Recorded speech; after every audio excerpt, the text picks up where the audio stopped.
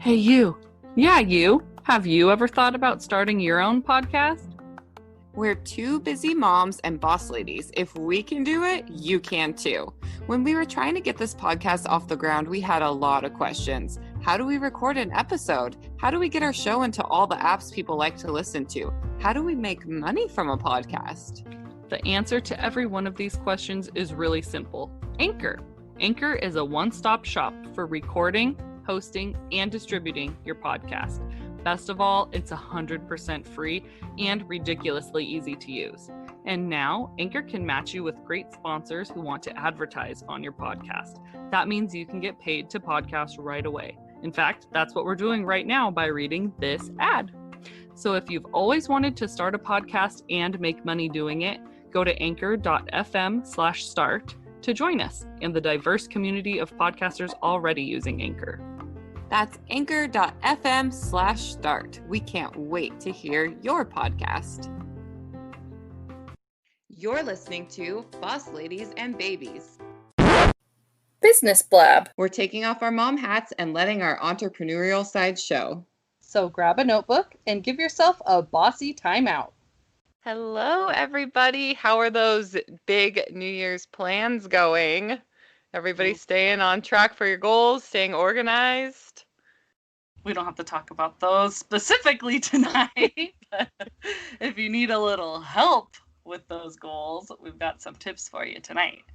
Yes, so sticking to those New Year's plans can be a little bit tough without the proper organization. So over here at Boss Ladies and Babies, we love a good planner. Like, we are both all about planners. I know we've talked about that before, but not all good planners are actually good. The key is finding something that works for you and your lifestyle.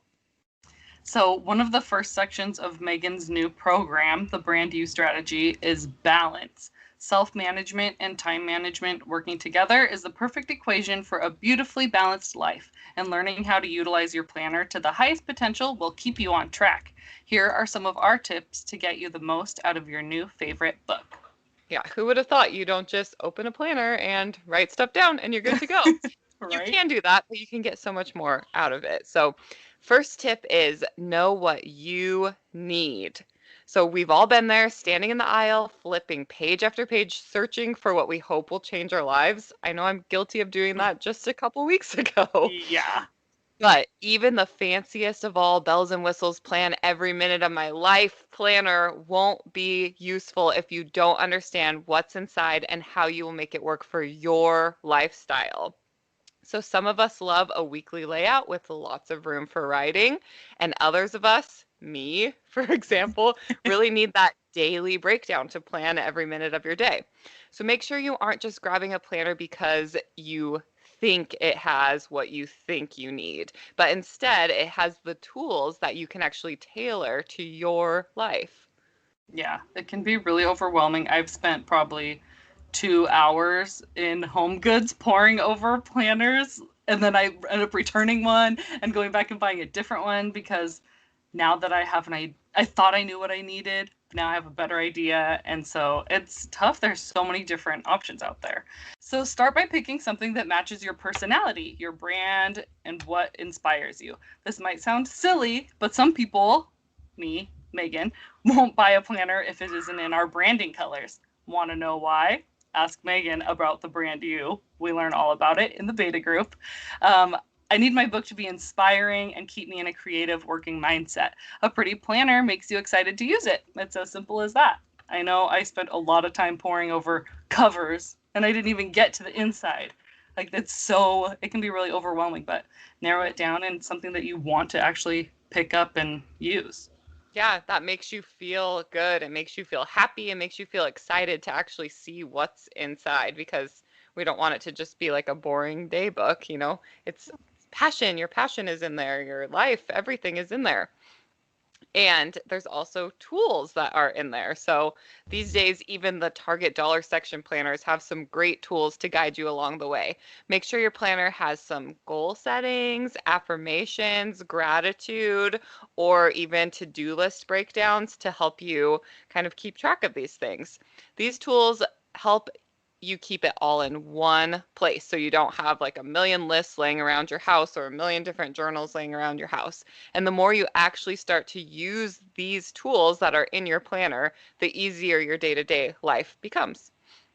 If you don't already, you should start color coding your events. If you're anything like me, your little planner boxes look a lot more like ink than space, and that can be super frustrating when you're trying to decipher what's happening with a million other things going on around you.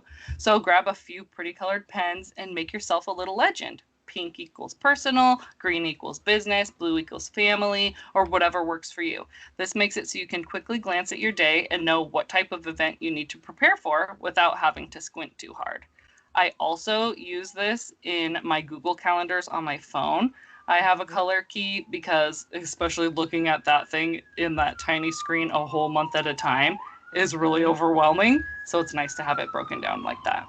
Yeah, it's so much easier when you can just look at a color and know like, hey, okay, that color means this. I also do that with my social media planning, and I have like 3 different accounts that I do social media for, and they all have different needs and everything, but when I have my colors ready, I just know what I need to do just by seeing the color. It makes things so much easier. Schedule a weekly date with your planner. Sure, you'll be spending a lot of one-on-one time together daily, but make sure that you're carving out some time each week to really get to know what's ahead, so there's no surprises when your week starts. I'm a big fan of the Set It Up Sunday, where me and my planner map out what's coming up for the week ahead. We break down my weekly events, my priorities, and then I start to scatter them throughout the week in all their pretty colors. And this is a really great practice to keep your life and business organized and can be tweaked each day if needed, but it frees up a lot of time in the morning when it comes to planning out your day.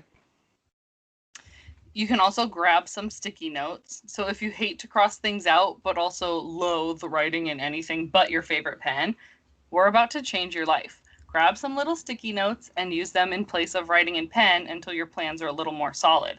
This is awesome for planning a launch or anything with a lot of moving parts because it just gives you so much flexibility. Sometimes we don't even transfer them into the planner and write other events for that day under the sticky note to maximize space too. So all the bright fun colors are exciting to look at, and they keep your attention when you're flipping pages and just helps you. It's hard to free up stuff if you have it written in pen. I feel like that's, especially in your pretty planner, if you have to scratch it out or like white out. Do people even use that anymore? Yeah, I mean, I should. I've never, I don't think owned whiteout, but there's been many times I wish I would. But the sticky notes are so nice because you can just, toss out the sticky note and grab a new one and move things around. And it maximizes your space and it makes it just really easy and easy to work with. And finally, get used to carrying your planner around with you. Yes, you can be all modern with your fancy Google Calendar, Mickey, on your phone. But the act of actually writing things down and then reading them back will help you remember. I actually think it's an older millennial thing because a lot of my friends feel this way too that are around my same age. But even if it's on all the digital calendars, it doesn't really matter if it's not in the old book, right? Yeah. So make sure your planner is good quality and can take a beating from moving around with you in your busy life, and also that it's the right size to fit all of your tasks without being impossible to carry around. Yeah, I looked at a lot of little pocket size ones, but those are just also not nearly big enough. So luckily they have a wide variety. There's like the half sheet size, a full book size. Like there's so many options out there to find one that suits your life and your purse size, maybe. Yeah. So who would have thought that planner life could sound so complicated? But don't let us scare you. It's really easy and fun once you get into the habit. Heck, you might even find yourself owning a couple planners, one for business and one for personal. Well, we don't have to get carried away with that just yet. Yeah, I definitely am guilty of having more than one planner and calendar templates all over the place. So really trying to find that right planner that helps me avoid that. But in the meantime, I like having a couple different. It helps keep me extra organized for everything that I'm doing. But that's all we have for you on planners. So good luck, happy planning, and until next week, stay bossy. Thank you for listening to Boss Ladies and Babies. If you like this episode, be sure to rate, review, and leave us some feedback. Make sure to follow us on Instagram and Facebook and join the conversation in our Facebook group at Boss Ladies and Babies. And until next time, Stay bossy. bossy.